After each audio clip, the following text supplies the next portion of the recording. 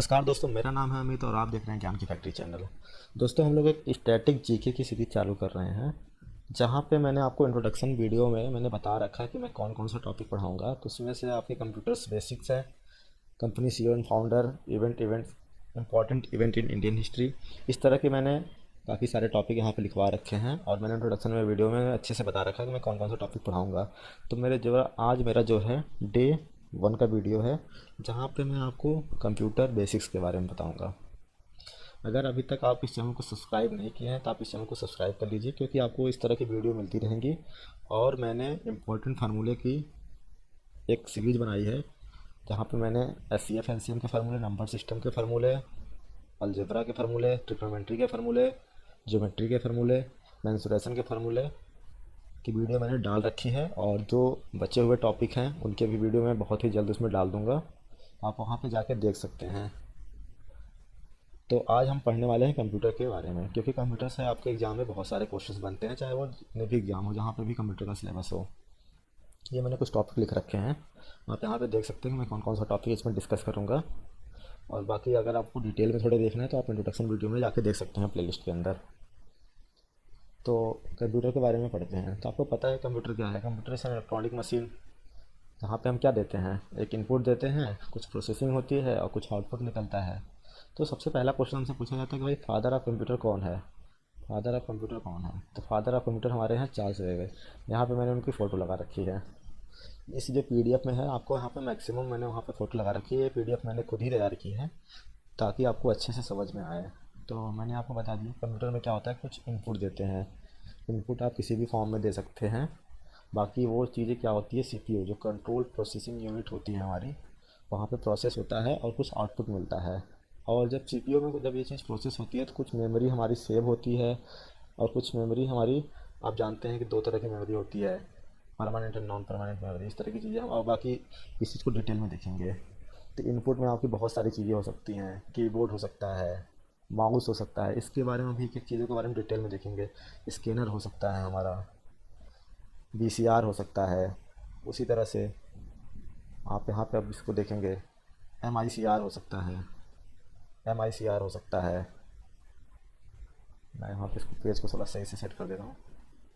VCR हो सकता है, फिर उसके बाद आप एमआईसीआर हो सकता है। अब ये क्या क्या चीज़ें हैं, मैं एक एक चीज़ों को अभी डिटेल में बताऊँगा आपको। ओमार हो सकता है, क्यूआर मतलब आपको पता है क्विक रिस्पॉन्स कोड होता है। वॉइस सिस्टम, जैसे कि आपको आजकल पता है कि गूगल गूगल वॉइस आती है। आप क्या बोलते हैं, हेलो गूगल, तो फिर वो रिप्लाई करता है कुछ आपको कि मैं आपकी क्या मदद कर सकता हूँ। इस तरह की चीज़ें आपने जो, या तो फिर आप अमेजन से जुड़े हैं तो आपको पता होगा एलेक्सा होती है, सिरी होती है। इस तरह की चीज़ें बहुत सारी होती हैं जो आपकी वॉइस सिस्टम, ये भी एक तरह का इनपुट सिस्टम होता है। चलिए मैं चीज़ों को अब डिटेल में बताना शुरू करता हूँ।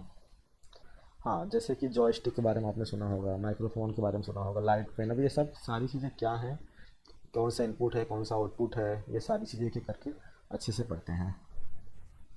तो हम पहले कीबोर्ड के बारे में पढ़ते हैं कि कीबोर्ड से आपके क्या क्या क्वेश्चन बन सकते हैं। पहले मैं इनपुट डिवाइस के बारे में बात कर रहा हूँ। तो इनपुट डिवाइस में आपका कीबोर्ड आता है। पहले कीबोर्ड में अगर आपको टेक्स्ट लिखना है तो आप क्या करेंगे, ए टू जेड, कैपिटल या स्मॉल में यूज़ करेंगे। अगर टोटल नंबर ऑफ की पूछा जाए तो 104 की होती है। अब आप लोग बहुत लोग बोलेंगे तो हमारे लैपटॉप में तो 104 की है ही नहीं है।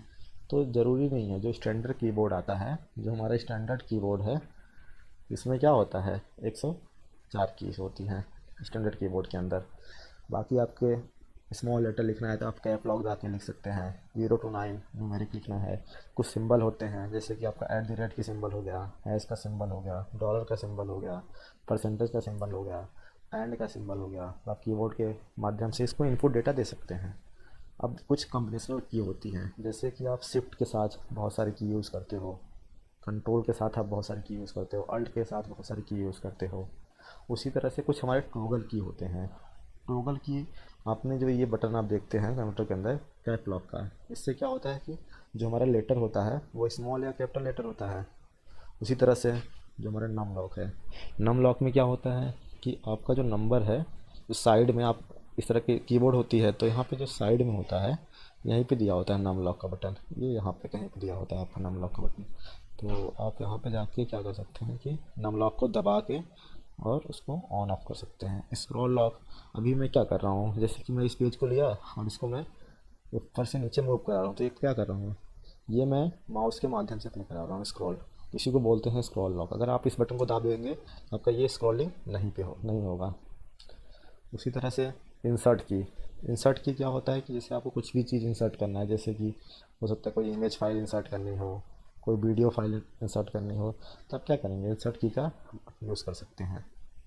नेविगेशन की क्या होता है कि जैसे आपको अप जाना है तो अप एरो का यूज़ करेंगे, डाउन जाना है तो क्या करेंगे, डाउन एरो का यूज़ करेंगे, लेफ़्ट में आना है तो आप क्या करेंगे, लेफ़्ट एरो का यूज़ करेंगे, और उसी तरह से राइट में जाना है तो राइट एरो का यूज़ करेंगे। उसी तरह से हमारे कुछ और इम्पॉर्टेंट जो बटन होते हैं, फंक्शन की जिसको हम बोलते हैं, ये भी काफ़ी इंपॉर्टेंट होते हैं। फंक्शन की, फंक्शन की क्या होते हैं कि आप यहाँ पे फिगर में देख रहे होंगे, इस फिगर में आप देख रहे होंगे F1 F2 F3 F4 F5 से लेके F12। तो अगर आपको टोटल फंक्शन की के बारे में पूछा जाए कि कितने होते हैं लैपटॉप या कीबोर्ड के अंदर, तो आप बताएंगे कि टोटल 12 होते हैं। अब सबका फंक्शन अलग अलग होता है। F1 जैसे ही आप क्लिक करेंगे किसी भी पेज पे, तो क्या करता है, जो हेल्प की जो फाइल होती है वो खोल देता है और वहाँ से रिलेटेड आप कोई भी चीज़ हेल्प कर सकते हैं। जैसे आप MS वर्ड लिख रहे हैं, MS वर्ड पे कोई काम कर रहे हैं सपोज़, और उसमें आपको सपोज़ बोल्ड कैसे करते हैं आपको ये चीज़ नहीं पता था, आप F1 दाब के वहाँ पे सीख सकते हैं। कोई फाइल को क्या करना है कि उसका नाम चेंज करना है या रीनेम करना है जिसको बोलते हैं, तो आप सीधा F2 दाब के कर सकते हैं। देखिए ये सारे काम आप राइट क्लिक करके भी कर सकते हैं, लेकिन आपको शॉर्टकट की पूछी जाती है, इसलिए आपको ये चीज़ें याद होनी चाहिए। F4 का मतलब होता है कि कोई भी चीज़ डॉक्यूमेंट है, अगर कोई चीज़ आपको फाइंड आउट करना है, सपोज एक डॉक्यूमेंट है उसमें कहीं पे लिखा हुआ है स्टूडेंट, अगर आपको उस चीज़ को फाइंड आउट करना है तो F4 दाबिए और स्टूडेंट सर्च करिए, तो आपको वो सर्च होके आ जाएगा, और जहाँ जहाँ भी रहेगा वो सारी चीज़ें सर्च हो जाती हैं। F5 तो सभी जानते हैं कि रेफरेंस के लिए यूज़ होता है। आप किसी भी डॉक्यूमेंट पे काम कर रहे हैं, वहाँ पे कहीं पे भी आपको स्पेलिंग चेक करना है, तो आप F7 दाबेंगे तो आपका क्या होगी, स्पेलिंग सारी चेक हो जाएंगी। जो ग्रामर होगी, अगर कहीं मिस्टेक होगी कि सपोज़ आपने कोई भी स्पेलिंग लिख रखा है, सपोज़ आपने लिख रखा है गुड्स, तो गुड ये लिख रखा है तो गलत है, तो ये तो नहीं होना चाहिए, तो ये आपको सजेस्ट करेगा, वहाँ पे आप इस चीज़ का यूज़ करिए। तो ये आप F7 से कर सकते हैं। ये हमारा जो कीबोर्ड है वो पहला इनपुट डिवाइस है। उसी तरह से जो हमारा माउस है, ये भी क्या है, एक इनपुट डिवाइस है। तो मैं आपको पहले इनपुट डिवाइस के बारे में बता रहा हूँ सारा, एक एक करके। तो आप ये माउस देख रहे हैं यहाँ पे, तो आप यहाँ पे देख रहे होंगे ये बटन होता है जहाँ पे आप राइट क्लिक कर सकते हैं, एक ये बटन होता है जहाँ पे आप लेफ़्ट क्लिक कर सकते हैं, ये एक, और ये बटन देख रहे होंगे आप। तो यहाँ पे आप इस बटन को क्या बोलते हैं, स्क्रॉल बटन, स्क्रॉल बटन इसको बोलते हैं। तो ये सारी चीज़ें होती हैं। आप यहाँ पे क्या कर सकते हैं, जैसे मैं एक कर्सर मूव करा रहा हूँ, तो ये मैं कैसे करा रहा हूँ, तो एक तरह का मैं माउस का यूज़ कर रहा हूँ। बाकी आप इससे सेलेक्ट कर सकते हैं कोई भी चीज़, किसी कोई पर्टिकुलर एरिया को सेलेक्ट किया जा सकता है। जैसे कि अगर मुझे ये चीज़ सेलेक्ट करनी है तो मैं क्या करूँगा, इसको इस तरह से सेलेक्ट कर रहा हूँ, तो क्या कर रहा हूँ, किससे कर रहा हूँ, एक तरह से माउस से कर रहा हूँ, एक इनपुट डिवाइस से कर रहा हूँ। उसी तरह से ये क्या है, ऑप्टिकल डिवाइस है। बाकी इसमें मैंने बटन की बात कर दी, तो क्या होता है, राइट बटन होता है, लेफ्ट बटन होता है, और क्या होता है, स्क्रॉल बटन होता है, जो कि क्या होता है, व्हील होता है जो घूमता रहता है। तो ये आपका क्या है, एक इनपुट डिवाइस है। अब यहाँ पे आप देख रहे होंगे ये चीज़, कोई भी चीज़ आपको स्कैन कराना है, इसको फ़ोटो कॉपी करवाना है, डुप्लीकेट कॉपी करवाना है, तो आप स्कैनर का यूज़ करते हैं। तो आप क्या दे रहे हैं, एक तरह से इनपुट दे रहे हैं, तो ये भी क्या हुआ, एक तरह का हमारा इनपुट डिवाइस हुआ। तो आप अगर इस वीडियो को आप पूरा देख लेते हैं तो आपको ये लगेगा कि आपका कोई भी क्वेश्चन इससे बाहर नहीं जाने वाला है, क्योंकि मैंने सारी चीज़ यहाँ पे अच्छे से कवर कर रखी है। और ये जो PDF है, आपको मैं PDF प्रोवाइड कर दूँगा वीडियो के डिस्क्रिप्शन में, आप वहाँ से जाके डाउनलोड कर सकते हैं। बाकी स्कैनर आपको पता ही है किसके लिए यूज़ होता है, डुप्लीकेट कॉपी बनाने के लिए, चाहे वो PDF हो चाहे JPG का कोई फाइल हो, तो उसको भी आप यहाँ पे आराम से प्रिंट आउट लेके स्कैन कर सकते हैं चीज़ों को। तो ये क्या हुआ, एक तरह से हम इनपुट दे रहे हैं, तो आप यहाँ पे देखते हैं कि कोई कागज़ रखते हैं, फिर वो कागज़ नीचे से निकल के आता है उसकी एक कॉपी, तो क्या होगा, एक स्कैनर डिवाइस हो गया, एक इनपुट डिवाइस हो गया ये। और आगे बढ़ते हैं।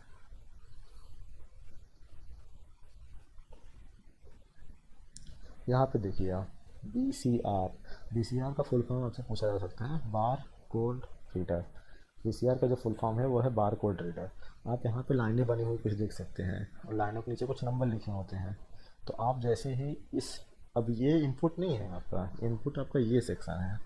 आप इस कोड को क्या कर रहे हैं, इस मशीन डिवाइस से, जो कि क्या है, वीसीआर है, बार कोड रीडर है, आप यहाँ से इसको इनपुट ले रहे हैं, इसको पढ़ रहे हैं कि क्या चीज़ इसके अंदर लिखी गई है। तो ये आप कहाँ पे देखते हैं, आप शॉपिंग मॉल में देखते हैं इस चीज़ों को। अब तो बहुत जगह आने लगी है, बुक्स के पीछे देखते हैं, शॉप्स पे देखते हैं बहुत सारे। तो ये आपको ये मिलेगा। बार कोड की जगह क्यूआर कोड आने लगे हैं, थोड़ा एडवांस हो गए। और ये भी क्या है, एक तरह का है, इनपुट डिवाइस है। ठीक है। अब आता है आपका MICR, magnetic ink character reader. ये भी क्या है, एक तरह का इनपुट डिवाइस है। अब ये क्या होता है, जो आपका चेक होता है, चेक के नीचे कुछ यहाँ पे 2 3 ऐसे करके कुछ नंबर लिखे होते हैं।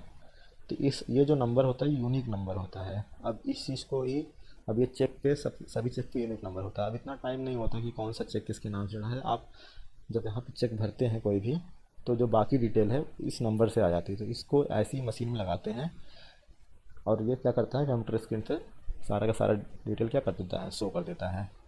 तो ये भी क्या कर रहे हैं, हम एक तरह का इनपुट ही तो दे रहे हैं यहाँ से। तो ये जो मशीन है, मैग्नेटिक इंक करेक्टर रीडर, ये कागज़ नहीं है, ये जो मशीन है, तो ये भी क्या है, एक इनपुट डिवाइस है। MICR एक इनपुट डिवाइस है। उसी तरह से OMR, आप जब ऑफलाइन पेपर पहले देते होंगे, या अभी भी होते हैं, जो स्टेट लेवल एग्ज़ाम होते हैं वहाँ पे उसके ऑफलाइन पेपर होते हैं, तो आपने देखा होगा कि इस तरह की कोई सीट होती है, उसमें छोटे छोटे आपको डॉट्स बने होते हैं, आपको इसमें भरने होते हैं, 4 ऑप्शन दिए होते हैं, इसमें से कोई एक ऑप्शन सेलेक्ट करना पड़ता है। अब ये ऑप्शन ऐसा नहीं कि हाथ से चेक हो रहा है मैनुअली, नहीं, इसको इस तरह की एक मशीन में डाला जाता है एक साइड से, और दूसरे इसके अंदर क्या होता है, पहले से सब कुछ सेट रहता है कि भाई कि इसका आंसर ये है, इसका आंसर ये है, और ये कंप्यूटर से कनेक्ट होता है। तो यहाँ पे सारी चीज़ें शो करता है। तो ये क्या करता है, बहुत फास्टली ही आपके जो ओमार है वो उसको चेक कर देता है। तो यहाँ पे आप, जो ऑप्टिकल मार्क रीडर है, ओमार इसका फुल फॉर्म है, तो ये क्या है, एक तरह का क्या है, एक इनपुट डिवाइस है। और ये जो मशीन देख रहे हैं, ये चीज़ें हैं वो। और ये कहाँ पे यूज़ होता है, नॉर्मली जो ऑफलाइन एग्ज़ाम होते हैं वहाँ पे ये इसका यूज़ होता है। बाकी जो क्यूआर कोड है, क्यूआर कोड स्कैनर, ये क्यूआर कोड स्कैनर है, क्योंकि एक स्कैनर है ये, तो क्या होगा, एक इनपुट डिवाइस होगा। क्योंकि इसमें आप क्या कर रहे हो, इस तरह का क्यूआर कोड आप यहाँ पे देख रहे होंगे, इसको मैं यहाँ पे जूम करके दिखाया हूँ। आप यहाँ पे जब अपने मोबाइल से इसको स्कैन करेंगे, तो इसमें जो भी डिटेल्स होंगे कि इसका ₹500 शर्ट का दाम है, और बाकी इसका जो साइज़ है वो L है, इस तरह की सारी चीज़ें वहाँ पे अपने आप आ जाती हैं कंप्यूटर स्क्रीन पे, और बहुत ही आसानी से आप इसके जितने भी डिटेल हैं आप यहाँ पे देख सकते हैं। तो ये क्या होता है, क्विक रिस्पांस कोड नाम ही है, आप जल्दी से अपना स्कैन करिए, जो भी चीज़ें हैं आपके बिल में इनपुट हो जाती हैं। ये भी क्या है, एक तरह का इनपुट डिवाइस है। उसी तरह से आप यहाँ पे जॉयस्टिक देख रहे होंगे। जॉयस्टिक कुछ नहीं है, आपका जो माउस नहीं होता है, अब माउस है, सपोज आप गेम खेल रहे हैं, ये आपका कंप्यूटर स्क्रीन है, और आपका कर्सर यहाँ पे है। अब गेम खेलते हैं, आपको बहुत जल्दी से कर्सर आपको यहाँ पे चाहिए। अब आप इसको मूव कराएंगे, यहाँ तक लाएंगे, तब आपका कर्सर यहाँ पे मूव करेगा। ठीक है। तो आपको यहाँ पे क्या होता है, थोड़ा टाइम लग जाता है। तो इसको थोड़ा तेज़ करने के लिए, गेम में आप इतना देर में तो गेम ख़त्म हो जाएगा, तो आप क्या करते हैं, गेम की तरह ही आप जॉयस्टिक यूज़ करते हैं। तो जॉयस्टिक में क्या होता है कि हैंडल जैसा होता है, आप गियर जैसा दिख रहा होगा आपको, इसको आप चारों तरफ मूव करा सकते हैं। इसी तरह से ये इसमें भी होता है। तो आप इसको कहीं पे भी कर्सर को बहुत जल्दी ही मूव करा सकते हैं। तो ये कहाँ पे यूज़ होता है, generally use to play a computer game. तो ये कंप्यूटर गेम में आपका यूज़ होता है। तो जॉयस्टिक का बहुत ध्यान रखिएगा कि क्या है, एक तरह का ये इनपुट डिवाइस है। वेब कैमरा, आजकल तो आपको पता है लैपटॉप के अंदर तो आपका लग के आता है। आप क्या करते हैं, जब आप लैपटॉप चालू करते हैं, ये सपोज आपका लैपटॉप है, तो यहाँ पे क्या होता है, कैमरा आपका लगा होता है। और नहीं भी लगा है तो आप क्या करेंगे, एक वेब कैमरा लाएंगे, यहाँ पे लगा देंगे, और वो क्या करता है, आपको वीडियो चैटिंग और वीडियो कॉलिंग में मदद करता है। इस तरह का जो आपने देखा होगा, इसमें एक USB होता है, आप लैपटॉप या कंप्यूटर से कनेक्ट कर लीजिए और इसको यूज़ करिए। तो ये वीडियो चैट और वीडियो कॉलिंग करने के लिए होता है। और बाकी जो वेब कैमरा है, क्या है, एक तरह का हम क्या कर रहे हैं, हम अपने ग्राफिक को, अपने फ़ोटो को इनपुट दे रहे हैं, और ये एक इनपुट डिवाइस है। लाइट पेन, अब लाइट पेन आजकल जो ऑनलाइन पढ़ाते हैं, जैसे मैं आपको पढ़ा रहा हूँ, तो मैं एक क्या कर रहा हूँ, लाइट पेन का यूज़ कर रहा हूँ। मेरे पास इस तरह का एक टैब है, और इस तरह की एक पेंसिल है, जो कि इसके साथ मिलता है पेन। तो मैं यहाँ पे कोई चीज़ लिखूँगा तो यहाँ पे ये चीज़ें लिखाएंगे, तो ये थोड़ा सा आसान कर देता है। मैं क्या कर रहा हूँ इससे इनपुट। अब ये काम आप माउस से भी कर सकते हैं, लेकिन आप कोई भी चीज़ आसानी से नहीं बना सकते। कोई भी शेप आप यहाँ पे कोई भी शेप आराम से बना सकते हैं। तो ये इस तरह का कुछ होता है। और ये देखिए यहाँ पे लाइट पेन बंदा पड़ा हुआ है, तो ये क्या कर रहा है, एक तरह का इनपुट ले रहा है यहाँ से। बाकी अब जो हमारा नेक्स्ट इनपुट डिवाइस है वो है माइक्रोफोन। माइक्रोफोन जैसे कि आप ये देख रहे हैं, माइक्रोफोन को हम माइक भी बोलते हैं। जिसमें से आदमी क्या करता है, बोलता है, तो और बोलेगा तो क्या होगा, साउंड एनर्जी क्या होगी, साउंड एनर्जी हमारा चेंज होगी, किसमें चेंज होगी, इलेक्ट्रिकल एनर्जी में। साउंड एनर्जी हमारा इलेक्ट्रिकल एनर्जी में चेंज होगी। तो यहाँ पे जो ये माइक है, हम कहाँ कर रहे हैं साउंड को, साउंड हमारा एक इनपुट है, हम इनपुट इसमें इनपुट दे रहे हैं। इस तरह का जो आपका माइक होता है जो आप फ़ोन में यूज़ करते हैं, यहाँ पे एक ऐसे माइक सा लगा होता है इसमें, तो आप यहाँ पे बोलते हैं इसमें, तो ये ऑडियो को क्या करता है, रिकॉर्ड करता है। खैर आप यहाँ पे आपके ईयरफोन, जैसे आपने देखा था, ईयरफोन भी क्या है, ईयरफोन दोनों है, वो आपका आउटपुट डिवाइस भी है, इनपुट डिवाइस भी है। आप जब माइक में बोल रहे हैं तो इनपुट है, बाकी जब आप कान में लीड से सुन रहे हैं तो एक आउटपुट डिवाइस है। तो हमारा माइक्रोफोन और माइक जो भी ये है, ये हमारा इनपुट डिवाइस है। उसी तरह से वॉइस रिकॉग्नाइजेशन सिस्टम, ध्वनि पहचानने का एक यंत्र है, जैसे कि गूगल वॉइस। जब बोल कर आदमी क्या करता है, टाइप करता है। आप यहाँ पे क्या करोगे, हेलो गूगल बोलोगे तो यहाँ पे खुल के आ जाता है। आप जो भी चीज़ें बोलोगे यहाँ पे टाइप होना शुरू हो जाता है। आजकल तो इतने एडवांस हो गए, आप हिंदी में भी बोलोगे तो वो टाइप कर देते हैं। तो ऐसा नहीं कि सिर्फ गूगल का ही है, इस तरह का एलेक्सा का है जो आपका अमेजन का प्रोडक्ट है। इस तरह का आपका सीरी है जो आपका एप्पल का प्रोडक्ट है। सीरी खैर एक तरह का ब्राउज़र है, वहाँ पे भी ये फीचर देता है। तो आपके बहुत सारे ये मिल जाएंगे गूगल वॉइस, ये आपके गूगल असिस्टेंट होते हैं। ये सारे के सारे आपके जो थे एक इनपुट डिवाइस थे, जो हमने आपको बता दिया। आपका कीबोर्ड हो गया, माउस हो गया, और ये जितने भी जॉयस्टिक हो गया, वेब कैमरा हो गया, ये सारे के सारे आपके एक इनपुट डिवाइस हैं। अब हम आपको बताने वाले हैं सेंट्रल प्रोसेसिंग यूनिट के बारे में। क्योंकि मैंने आपको क्या बताया था, स्टार्टिंग में ही मैंने बता दिया था कि भाई आपका ये कंप्यूटर है, सपोज़ यहाँ पे आप इनपुट दे रहे थे, यहाँ पे आपका कुछ बीच में प्रोसेस हो रहा था और यहाँ पे आउटपुट निकल रहा है। तो मैं इस पार्ट को बताने जा रहा हूँ आपको, जो प्रोसेसिंग यूनिट है। तो सीपीयू लगा होता है। इस तरह के पहले के जो कंप्यूटर आते थे या अभी भी आते हैं, तो आप जब साइबर कैफ़े वगैरह में जाएंगे तो आपको इस तरह का सिस्टम देखने को मिल जाएगा। तो वो क्या होता है, एक सेंट्रल प्रोसेसिंग यूनिट। अब ज़रूरी नहीं कि ये इतना ही बड़ा हो, बहुत छोटे छोटे साइज़ में अब तो आने लगे हैं ये। तो इसको हम पहले बात तो ब्रेना कंप्यूटर बोलते हैं। ये लगा कहाँ होता है, जो लैपटॉप वगैरह होता है। तो आप इतना समझ लीजिए, जो ये आपकी चीज़ दिख रही है, ये क्या है आपकी, ये मदरबोर्ड है। ये मदरबोर्ड है, मैंने यहाँ पे इंडिकेट कर रखा है। अब मदरबोर्ड के साथ जो भी चीज़ें लगी होंगी, ये आपकी पूरी की पूरी सेंट्रल प्रोसेसिंग यूनिट के अंदर आएंगी। अब यहाँ पे आप देखेंगे कि रैम भी इसी के अंदर लगेगा, रोम भी इसी के अंदर लगेगा, हमारी आईसी भी कहीं इसी के अंदर लगेगी, कहीं आईसी भी इसी के अंदर लगेगी। तो ये सारी जितनी भी चीज़ें लगेंगी कंप्यूटर के अंदर, वो इसी के अंदर इंटीग्रेट होंगी। तो ब्रेन ऑफ कंप्यूटर इसको बोलते हैं। बाकी जो हमारे आईसी का मतलब क्या है, इंटीग्रेटेड सर्किट, या इसको आसान भाषा में बोले तो इसी को प्रोसेसर बोलते हैं। लोग नहीं बोलते हैं कि हमारा लैपटॉप जो है i5 प्रोसेसर है, i9 प्रोसेसर, i7 है, i3 है, या मोबाइल में बोलते हैं तो जैसे कि मोबाइल में बोलते हैं स्नैपड्रैगन का प्रोसेसर है, इस तरह का चीज़। तो ये क्या होती है, एक चिप होती है जो कि आपकी स्पीड को नापती है, कंप्यूटर की स्पीड को बढ़ाती है ये। अब देखते हैं सीपीयू के बारे में कि सीपीयू को हम किस तरह से क्लासीफाई कर सकते हैं। तो सीपीयू को आप मोस्टली तीन तरह से क्लासीफाई कर सकते हैं, तीन पार्ट में क्लासीफाई कर सकते हैं। एक पहला सीयू कंट्रोल यूनिट, दूसरा एएलयू अर्थमेटिक लॉजिक यूनिट, और तीसरा रजिस्टर। तो ये कभी कभी पूछ लेता है कि सीयू का क्या मतलब है, कंट्रोल यूनिट, एएलयू का क्या मतलब है, अर्थमेटिक लॉजिक यूनिट, और रजिस्टर को आसान भाषा में बोले तो स्टोरेज। ये हमारा एक सीपीयू का क्लासिफिकेशन है। सीयू को हम हार्ट ऑफ कंप्यूटर बोलते हैं, ये आपको मैंने ऊपर ही बता दिया। सीपीयू को भी हार्ट ऑफ कंप्यूटर बोलते हैं। अब मैं प्रोसेसर के बारे में बताने जा रहा हूँ। ये आपका मदरबोर्ड है सपोज़, तो यहीं पे कहीं पे आपका प्रोसेसर लगा होगा। ये क्या होगा, मतलब देखो दुनिया में मोस्टली दो तरह की कंपनी कंप्यूटर के लिए, लैपटॉप के लिए प्रोसेसर बनाती है। एक जो है इंटेल की है और एक एएमडी प्रोसेसर होता है। ऐसा माना जाता है कि जो इंटेल का जो प्रोसेसर होता है वो कम हीट करता है, और इसकी स्पीड वगैरह सही होती है। AMD के प्रोसेसर थोड़ा सा ज़्यादा हीट करते हैं, तो आपको सस्ती लैपटॉप में आपको AMD के प्रोसेसर देखने को मिल जाते हैं। हालांकि AMD के कुछ महंगे लैपटॉप भी आते हैं, ऐसा नहीं कि महंगा लैपटॉप है तो AMD का प्रोसेसर नहीं हो सकता है। तो ये दो कंपनियां हैं आपके जो पॉपुलर है, वो इंटेल और AMD है जो कि बनाते हैं। और इनके ऐसा नहीं कि ये सिर्फ प्रोसेसर ही बनाते हैं, आपके ग्राफिक कार्ड भी बनाते हैं, AMD भी ग्राफिक कार्ड बनाता है, बहुत सारी चीज़ें बनाते हैं।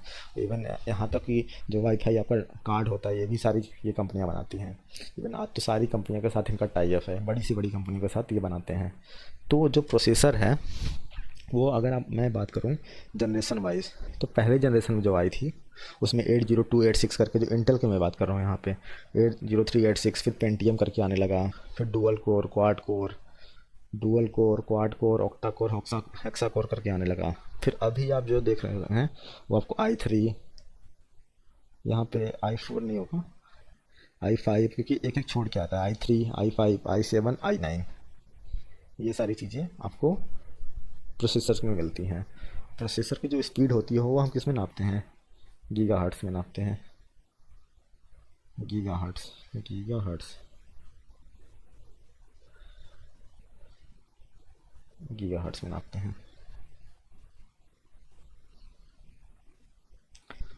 मैंने यहाँ पे लिखा हुआ है स्पीड ऑफ जो CPU होता है it is measure in gigahertz. तो आप इस चीज़ का ध्यान रखिएगा क्योंकि यह क्वेश्चन पूछा जाता है। अब हमारा जो इनपुट मैंने कंप्लीट कर दिया, आपको बता दिया मैं इनपुट क्या होता है, कौन कौन सी डिवाइस होती है। बाकी जो प्रोसेसिंग यूनिट है हमारा ALU, सॉरी CPU जो हो गया हमारा, उसके बारे में मैंने आपको बता दिया, कंट्रोल प्रोसेसिंग यूनिट। अब हम आपको आउटपुट के बारे में बताने जा रहे हैं। तो मैंने ये बता दिया है, आपको ये बता दिया है, तो अब आउटपुट के बारे में बताने जा रहे हैं। तो आउटपुट में आप देखिए, आउटपुट में जब भी आप कोई भी चीज़ दो फॉर्म में निकाल सकते हैं, या तो वो हार्ड कॉपी होगी या तो वो सॉफ्ट कॉपी होगी। हार्ड कॉपी बोले जो एक कागज़ के फॉर्म में हो, किसी पन्ने के फॉर्म में है, तो उसको हम हार्ड कॉपी बोलते हैं। सॉफ्ट कॉपी मतलब जो कि आपका एक PDF के फॉर्म में हो, JPEG के फॉर्म में हो, जो आपको स्क्रीन पे दिख रही है चीज़ें, जो अभी मैं पढ़ा रहा हूँ। तो मैं अभी क्या कर रहा हूँ, सॉफ्ट कॉपी का यूज़ कर रहा हूँ, सॉफ्ट कॉपी PDF का यूज़ कर रहा हूँ। अब मैं इसी का अगर आपको प्रिंट आउट में दे दूँ और फिर आप उसको जाके दुकान पे प्रिंट आउट निकलवा लेते हैं, तो आपके पास क्या आ जाएगी, एक हार्ड कॉपी आ जाएगी। तो इसी के हम आउटपुट में पढ़ते हैं। आउटपुट आप समझ पा रहे होंगे, जो आपको चीज़ें दिख रही हैं स्क्रीन के ऊपर, आउटपुट क्या क्या हो सकते हैं। तो ऐसा नहीं कि आउटपुट में बहुत सारी डिवाइस हैं, आप कुछ ही डिवाइस हैं, आप उसको देखिए आपको याद हो जाएगा। इनपुट आउटपुट में कभी भी आपको दिक्कत नहीं आएगी। तो मैं आपको बता दूँ यहाँ पे कि मॉनिटर हमारा जो है, जिस पे आप ये पूरा का पूरा स्क्रीन आप देख रहे हैं, एक तरह का मॉनिटर है जिसको हम वीडियो डिस्प्ले यूनिट बोल रहे हैं। तो ये क्या है, एक तरह का आउटपुट डिवाइस है। प्रिंटर, मैंने स्कैनर नहीं बोला, मैंने प्रिंटर बोला। प्रिंटर में क्या होता है कि आपने इधर से कागज़ तो दिया, आपने कोई स्कैन तो कर लिया, लेकिन वो जब बाहर आ रहा है चीज़ें निकल के, या मैं इसी PDF को आपको प्रिंट आउट करने के लिए बोलूँगा, तो आप जाएंगे इसको देंगे, तो ये जब बाहर आएगा हार्ड कॉपी के फॉर्म में आपके पास, तो ये क्या होगा, एक तरह का आउटपुट होगा। ये एक प्रिंटर जो हमारा आउटपुट डिवाइस है। प्लॉटर, प्लॉटर क्या होता है, अब जैसे आपने रोड के किनारे बहुत बड़े बड़े बैनर देख रखे होंगे, अब ये बैनर तो किसी प्रिंटर में तो निकलेगा नहीं। तो इसके लिए क्या होता है कि प्लॉटर को आसान भाषा में मैं बताऊं तो प्रिंटर का बड़ा रूप ही प्लॉटर कहलाता है। प्लॉटर में क्या होते हैं, कुछ इधर ऐसे ऐसे कुछ इस साइड लगे होते हैं स्ट्रक्चर जैसे, और यहाँ पे कुछ प्रिंटेड होता है, कुछ यहाँ पे प्रिंटेड होता है। तो कुछ पहले इधर प्रिंटेड हो जाएगा, इतना पार्ट में प्रिंटेड हो जाएगा, तो फिर इसको क्या करेंगे, हम थोड़ा सा सरका लेंगे, फिर इधर प्रिंट करेगा। तो ये सारी चीज़ ऐसे प्रिंट होती हैं, तो इसी को हम बोलते हैं प्लॉटर। प्लॉटर का यूज़ अभी, बाकी हम चीज़ों को देखेंगे कि करके अच्छे से। बाकी स्पीकर जो हो गया आपका, लाउड स्पीकर जैसे होगा, जिसमें साउंड होता है, इस तरह का दो साउंड होते हैं और यहाँ से आवाज़ निकलता है, जो आपके घर में आपके स्पीकर वगैरह होंगे, तो वो हमारा आउटपुट डिवाइस है। LCD प्रोजेक्टर, तो LCD प्रोजेक्टर जैसे कि कोई भी चीज़ आप प्रोजेक्ट कर रहे हो, तो वो भी एक तरह का मॉनिटर ही तो है, मॉनिटर की तरफ ही प्रोजेक्ट कर रहे हो, तो एक तरह का आउटपुट डिवाइस। तो इतने आपके आउटपुट डिवाइस हैं। अब इनसे थोड़ी सी डिटेल में आपको पढ़ने की ज़रूरत है, क्योंकि यहाँ से अब एग्जाम में क्या हो रहा है कि ऐसा नहीं पूछ रहे हैं कि आपको आउटपुट डिवाइस, थोड़ा सा उनके अंदर भी चीज़ें हल्के से अंदर तक जाके पूछ रहा है। तो मॉनिटर के बारे में पढ़ते हैं। तो मॉनिटर मैंने आपको बताया, इसको हम क्या बोलते हैं, वीडियो डिस्प्ले यूनिट, VDU। तो आपका ये जो मॉनिटर दिख रहा है आपकी स्क्रीन के ऊपर, ये आपका मॉनिटर है। तो कभी कभी ये होता है कि जो लोग बोलते हैं ना हमारा जो मॉनिटर है 15 इंच का है, 16 इंच का, इस तरह का 12 इंच का है, तो आप कैसे नापते हो? आप क्या करिए, एक स्केल लीजिए, इस कोने से लेके इस कोने तक नाप लीजिए। अगर वो जितना इंच आ रहा है, सपोज ये 15 इंच आ रहा है, तो हम इसको बोलेंगे कि जो हमारे मॉनिटर है वो 15 इंच का है। तो हमेशा कैसे नापते हैं? डायगनली नापते हैं। तो आपसे ये पूछा जा सकता है क्वेश्चन कि जो मॉनिटर की लेंथ होती है वो कैसे नापी जाती है, डायगनली, हॉरिजॉन्टली, वर्टिकली? तो आप डायगनली पे टिक मारेंगे। अब मैं आपको रेजुलेशन बताने वाला हूँ। तो मैंने आपको यहाँ पे एक स्क्रीन बताया, सपोज ये हमारी स्क्रीन है। तो स्क्रीन में क्या होता है ना कि छोटे छोटे जो हमारी स्क्रीन होती है वो बहुत छोटे छोटे पार्ट्स में डिवाइड होती है। इस तरह से छोटे छोटे पार्ट में डिवाइड होती है। और सपोज मैंने इस पार्ट को पकड़ लिया, तो ये जो स्क्रीन है यहाँ पे, अब आपको पता है कि रेड ग्रीन ब्लू से सारी स्क्रीन बनी होती है, और बहुत और डिफरेंट कलर भी हो सकते हैं, इन्हीं कॉम्बिनेशन यूज़ होता है। तो अगर आपको यहाँ पे लाइट की ज़रूरत है, सिर्फ यही वाला पिक्सल आपका ऑन होगा, ठीक है? तो जो समेसन ऑफ पिक्सल होता है वो हमारा कहलाता है रेजोल्यूशन। कि सपोज इसमें इस तरह के कितने डॉट हैं, फिर इधर कितने सारे पिक्सल्स हैं, इन सब का सपोज इधर 1024 है और इधर भी 1024 है, तो इनको दोनों को गुणा कर लीजिए, जो भी वैल्यू निकल के आएगी तो रेजोल्यूशन में कभी भी आप देखेंगे 720 × 1024 इस तरह का रेजोल्यूशन आता है। तो आपको रेजोल्यूशन आपको पता होगा, आपको अब दिक्कत नहीं आएगी। तो जो आपकी मोबाइल स्क्रीन होती है तो उसमें भी सारे रेजोल्यूशन होते हैं। अगर आपको कहीं ब्लैक जल रहा है तो इसका मतलब वो पता है आपको, वो ऑफ होता है, वो स्क्रीन जल नहीं रहती है। इसलिए जो आपको स्क्रीन सेवर में आपका जब मोबाइल जाता है बैटरी सेवर में, तो आपकी क्या होती है, मैक्सिमम स्क्रीन ब्लैक हो जाती है। ब्लैक होने से फ़ायदा क्या, सपोज ये वाली हमारी स्क्रीन ब्लैक नहीं हुई, बाकी सब ब्लैक हो गई, तो हमारे इतने का पावर नहीं कंज्यूम हो रहा, सिर्फ इतने ही स्क्रीन का पावर हमारा कंज्यूम हो रहा है। तो ये फ़ायदा रहता है। और बाकी हम देखते हैं टाइप्स ऑफ मॉनिटर कितने तरह का हो सकता है। टाइप्स ऑफ मॉनिटर, तो आपने अगर इंजीनियरिंग फील्ड से है तो आपको पता होगा कि भाई टाइप्स ऑफ मॉनिटर कितने फील्ड के हो सकते हैं। तो आपको मैं बता दूं, पहला जो टाइप है कैथोड रे ट्यूब। तो ये आप अगर बीटेक करेंगे, क्योंकि हमारे कोर्स में था जब मैं बीटेक की पढ़ाई कर रहा था, तो उस टाइम पे मैंने ये चीज़ देखी थी कि भाई जो कैथोड रे ट्यूब है वहाँ पे आप बहुत डिटेल में देख सकते हैं, लेकिन आपको वहाँ पे इतनी डिटेल में जाने की जरूरत नहीं है। आपसे बस पूछा जा सकता है जो CRT है, कैथोड रे ट्यूब किस तरह का डिवाइस है, तो आपको बस इतना पूछा जा सकता है, तो आप बताएंगे कि एक आउटपुट डिवाइस है। क्या है? एक आउटपुट डिवाइस है। मॉनिटर का ही टाइप का आउटपुट ही होगा। LCD, लिक्विड क्रिस्टल डिस्प्ले, जैसे कि आपका लैपटॉप हो गया, कैलकुलेटर हो गया, ठीक है, मोबाइल हो गया, इलेक्ट्रॉनिक हो गया, और इलेक्ट्रॉनिक्स हो गया, मोबाइल स्क्रीन हो गया। तो ये सारे के सारे क्या हैं, एक तरह का आउटपुट डिवाइस है। अब इसी का थोड़ा सा इन्हेंस फॉर्म होता है LED। LED में क्या होता है, लाइट एमिटिंग डायोड। ये क्या करता है, कंजप्शन ऑफ इलेक्ट्रिसिटी बहुत ही कम लेता है, मतलब बहुत ही कम बिजली की खपत होती है इसमें। इसलिए आप देखते हो 20 वाट, 25 वाट, 30 वाट की टीवी आती है, अब दिन भर उसको चलाइए कोई दिक्कत नहीं होती है। TFT का होता है, थोड़ा सा एडवांस इसका वर्जन होता है, थिन फिल्म ट्रांजिस्टर, जो कंप्यूटर मॉनिटर के साथ होता है। तो ये सारी चीज़ें आप देखेंगे, और ये आपको पूछा जा सकता है कि ये किस तरह का डिवाइस है। ये जितनी भी स्क्रीन हैं ये हैं, सारे के सारे क्या हैं, एक आउटपुट डिवाइस है। अब इतना डिटेल मैं आपको बता रहा हूँ, इससे बाहर आपको एक भी क्वेश्चन नहीं जाएगा।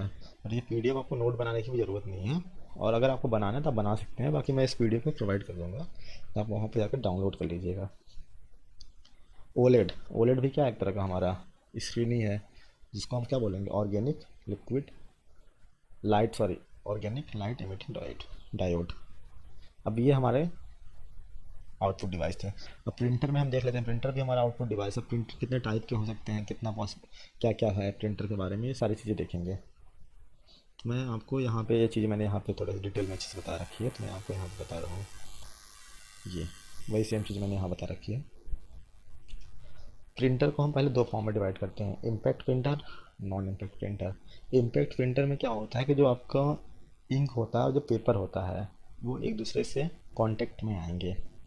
अब इंक हो सकता है, जो भी लेटर हो सकता है, वहाँ पे कांटेक्ट में आएंगे, इम्पैक्ट करेंगे एक दूसरे के साथ, तो impact printer. Non impact printer नाम से ही पता चल रहा है, इसमें पेज और प्रिंटर जो भी है इनके में कोई भी संपर्क नहीं होता एक दूसरे से।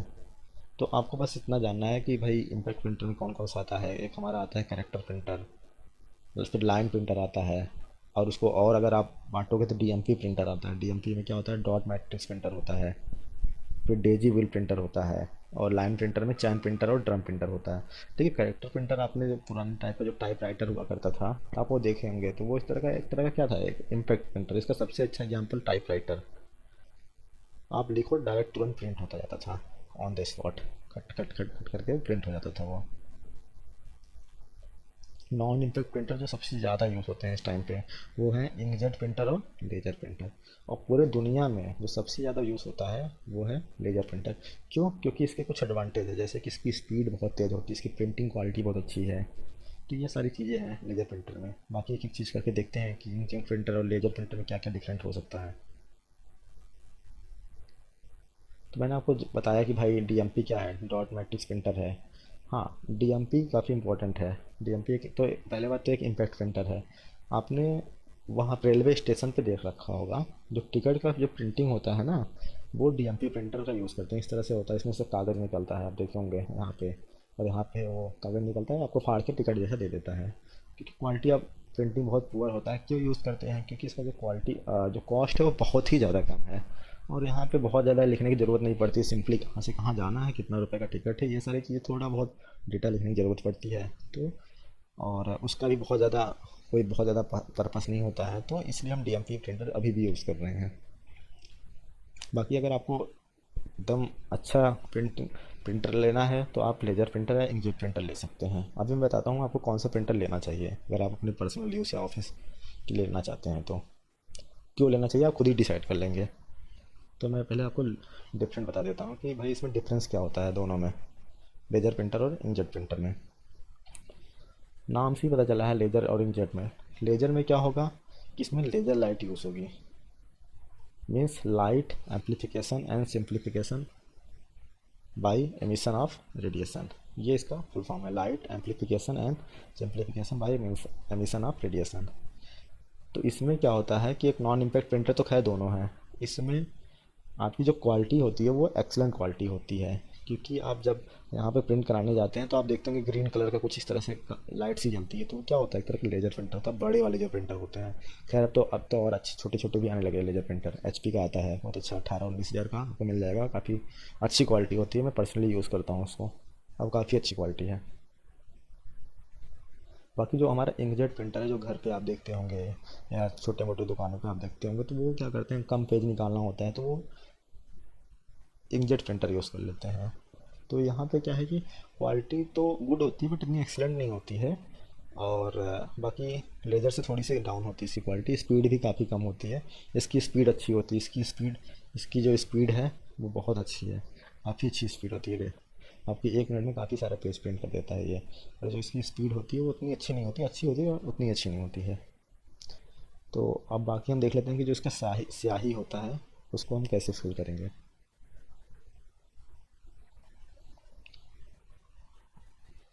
ये देखिए, ये जो बड़ी मशीन देख रहे होंगे आप यहाँ पे दुकान पे देखे होंगे, कैनन और बहुत सारी कंपनी की आती है, इप्सन की भी आती है, एचपी की भी आती है, बहुत सारी कंपनी की आती है। और ये जो देख रहे हैं आप, ये स्याही है, ये तो हम इंकजेट प्रिंटर में यूज़ करते हैं स्याही, और इसी से सारा कलर बनता है। लेकिन हम इसमें क्या करते हैं, पाउडर जैसा जो पाउडर होता है उसी को स्याही के जैसे यूज़ करते हैं हम, और उसको हम क्या बोलते हैं, टोनर बोलते हैं। ये इंपॉर्टेंट पॉइंट है, टोनर बोलते हैं इसके पाउडर को, जो हम लेदर में यूज़ करते हैं। इस तरह से रहता है, हम यहाँ पे बॉक्सा बना होता है, इधर कहीं भी बॉक्सा बना होता है, उसी के अंदर हम क्या करते हैं, इसको इंसर्ट कर देते हैं ये सारे को भर के। और अगर ब्लैक एंड वाइट सिर्फ प्रिंटर है, लेजर प्रिंटर है, तो सिर्फ ब्लैक कलर यूज़ होगा, बाकी और सब हैं तो अलग अलग टोनर यूज़ होगा। अब मैं प्लॉटर के बारे में बता रहा हूँ। प्लॉटर तो ये भी एक आउटपुट डिवाइस है, तो मैंने आपको पहले ही बता दिया है। तो ये क्यों यूज़ होता है, ये बड़े पोस्टर को प्रिंट आउट करने के लिए यूज़ होता है, बैनर को प्रिंट आउट करने के लिए यूज़ होता है। देखिए आप यहाँ पे देख सकते हैं, अब इतना बड़ा कोई चार्ट है, अब इसको नॉर्मल प्रिंटर में आप नहीं यूज़ कर सकते, तो आप सिंपली क्या करिए, कुछ पार्ट आधा प्रिंट इधर से हो जाएगा, आधा उधर हो जाएगा, बीच में कुछ यहाँ पे स्ट्रक्चर सा होता है, यहाँ पे प्रिंट हो जाएगा। तो ये काफ़ी जो बड़े बड़े पोस्टर्स होते हैं उनको प्रिंट आउट करने के लिए हम प्लॉटर का यूज़ करते हैं। एक तरह का क्या है तो प्रिंटर ही। तो इसी तरह हम इसको आउटपुट डिवाइस बोल रहे हैं इसको। स्पीकर, स्पीकर हो गया, ईयरफोन हो गया, ये क्या क्या है हमारे, ये एक हमारे आउटपुट डिवाइस है। जैसे कि आप इस तरह का स्पीकर जो देखे होंगे घर के अंदर रखा होता है, होम थिएटर जैसा, तो ये क्या है, एक आउटपुट डिवाइस है। ये जो ईयरफोन है जहाँ से आप गाने सुनते हैं, ये भी क्या है, एक तरह का आउटपुट डिवाइस। लेकिन इसमें अब क्या होता है, यहाँ पे जब आएंगे, यहाँ पे बटन से बना होता है और माइक लगा होता है, ये माइक होता है। अब ये माइक तो इनपुट है, मैं इस माइक की बात नहीं कर रहा हूँ, मैं इनकी बात कर रहा हूँ कि ये जो होंगे वो हमारे आउटपुट डिवाइस होंगे। जब भी आपको आए कि भाई जो ईयरफोन होता है जो आप मोबाइल में यूज़ करते हैं वो किस तरह का डिवाइस है, अगर आपको दोनों ऑप्शन मिल रहा है इनपुट आउटपुट, तो आप दोनों पे मारेंगे, ठीक है। अगर एक ही मिल रहा है आपको वहाँ पे बहुत ऑप्शन ज़रूर मिलेगा।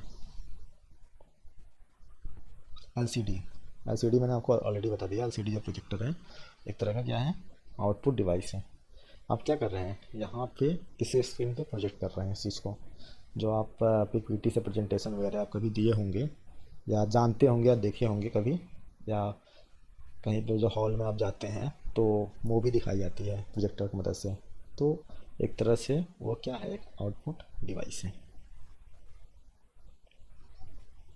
अब हम जो हमारा इनपुट पार्ट ख़त्म हो गया, जो सीपीयू वाला पार्ट है वो ख़त्म हो गया, और जो आउटपुट पार्ट है वो हमारा ख़त्म हो चुका है। अब हमारा आ गया है मेमोरी, जो कि हमारा एक स्टोरेज डिवाइस है। क्या है, स्टोरेज डिवाइस। इसके बारे में देखते हैं कि रैम क्या होता है, रोम क्या होता है, कैचे क्या होता है, तो ये सारी चीज़ें यहाँ पे देखेंगे। तो मेमोरी आपको सबको पता है कि किस लिए यूज़ होता है, स्टोरेज के लिए यूज़ होता है, स्टोरेज ऑफ इंफॉर्मेशन। आप कोई भी अपनी फाइल स्टोर कर सकते हैं, गाना मूवी कुछ भी स्टोर कर सकते हैं यहाँ पे मेमोरी के अंदर जो भी डेटा स्टोर होता है वो बाइनरी फॉर्म में होता है, ये काफ़ी इंपॉर्टेंट पॉइंट है। बाइनरी फॉर्म में जो भी डेटा स्टोर होगा वो, जो भी डेटा हमारा कंप्यूटर के अंदर स्टोर होगा वो बाइनरी फॉर्म में होगा। जैसे कोई भी डेटा हमारा या तो 1 के फॉर्म में स्टोर होगा या 0 के फॉर्म में स्टोर होगा, इसी को हम क्या बोलते हैं, बाइनरी बोलते हैं। क्योंकि जो हमारा कंप्यूटर है वो यही भाषा को समझता है। तो 0 या 1 हो तो इसको हम क्या बोलेंगे, 1 बीट बोलेंगे। अब इसी तरह से करके एक एक बीट करके 8 बीट हो जाएंगे तो इसको हम एक बाइट बोल देंगे, और इसी तरह से एक एक बीट करके 4 बीट हो जाएंगे तो इसी को एक निब्बल बोल देंगे। तो आप इस चीज़ को बहुत ध्यान से देखिएगा, 4 बीट्स बराबर एक निब्बल, 8 बीट्स बराबर एक बाइट। इसी तरह से 1024 बाइट बराबर एक किलो बाइट, 1024 किलो बाइट बराबर 1000, सॉरी 1 MB मेगाबाइट, क्योंकि अब 1024 के फॉर्म में चलने लगता है। 1024 MB में कितना होता है, 1 गीगाबाइट, 1 GB जिसको बोलते हैं, और 1 TB में सबको पता है कितना होता है, 1024 GB। तो आप दोनों तरह से इसको याद रखिएगा कि अगर कोई पूछे कि 1 GB में कितना होता है तो 1024 MB, 1 KB में कितना होता है 1024 बाइट, एक बाइट में कितना होता है 8 बिट्स होते हैं, एक निब्बल में कितना होता है तो 4 बिट, दोनों तरह से आपको याद होना चाहिए।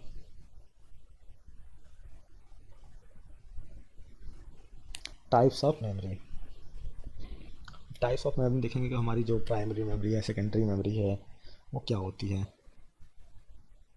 जो भी आपके मदरबोर्ड में मेमोरी लगी होती है उसको हम बोलते हैं प्राइमरी मेमोरी, आसान भाषा में बिल्कुल बता रहा हूँ।